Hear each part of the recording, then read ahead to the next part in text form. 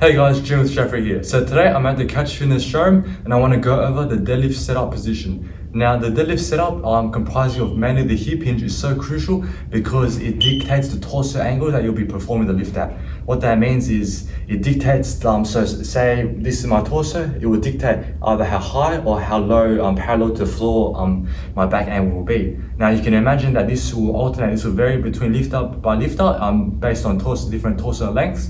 But in general, you don't want to be too parallel to the ground because you can imagine that once I break the deadlift to the floor, all that stress will go on the lower back. It looks like a bit like this.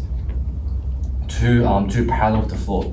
The other flaw is that you're too high up. So instead of being too flat down, you're too high up. And what that means is you're pretty much squatting the deadlift. And what happens is as soon as you break the floor, you see a lot of lifters, their hips shoot up because their hips weren't initially in the correct position. And there's that sudden jerk of the hip shoot. It's called a hip shoot. That happens because it's the body trying to get into the correct position. Now, why the hip hinge is so important, if I explain it via the visual demonstration, is because right now, if I was just to bend over, my center of mass and line of gravity is in front of the barbell. Now, when we move an object from point A to point B, we always want to be moving it in line with our center of mass and line of gravity. So as such, for me to get my center of gravity, having that remain over the midfoot of my body, I'm gonna need to push my hips back and perform a hip hinge to maintain that line of gravity through my belly and through my midfoot like so. Now, so to perform a hip hinge, essentially the cue you want to be using is pushing your hips back. So pushing my hips back to also move my center of mass back.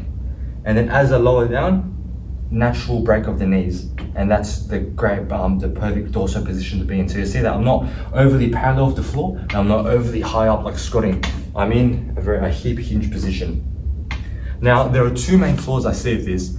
Either you hip hinge too much and you cut off the knees completely, or you don't hip hinge enough. Now, I touched on this earlier, but to go more in depth into it, essentially, if I hip hinge too much, and I see a lot of lifters, they just think hips back, hips back, hips back.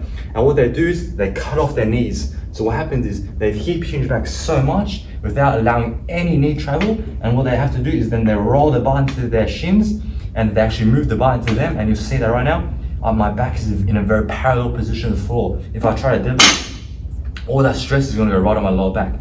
So to counter that, what's important to keep in mind is that as I perform my hip hinge, yes, it is, the initial break is with the hips, I also need to let my knees travel naturally. Not excessively, but naturally. I don't want to cut it off.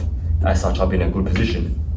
Now, the other very common flaw I see lifters do is they don't hip hinge enough. They overly concentrate on the knees. And what happens is they get into a squat position. So not enough hip hinge, knees, knees, knees. And you see that right now, my torso is very upright, my hips are very low down, and my knees are pretty much in front of the barbell. There's two problems with this. First thing, because I'm trying to squat this, as I deadlift, my hips gonna shoot right up because that's my body trying to get in the right position. The second problem with that is because my knees are actually in front of that barbell, as I initiate the lift and come through, my knees are actually blocking the path of the barbell, and see what happens is I have to go around the knees. So those are the most two common flaws I see when athletes try to perform the hip hinge. Now, just to go over a quick recap of what I was trying to draw today. When we perform the hip hinge for deadlifts to get into the correct position, yes, the initial break is with the hips back. So initial break with the hips back, but then as we're pushing our hips back, we also don't want to cut off knees. We want to let natural knee travel, and then they'll be in the correct torso position.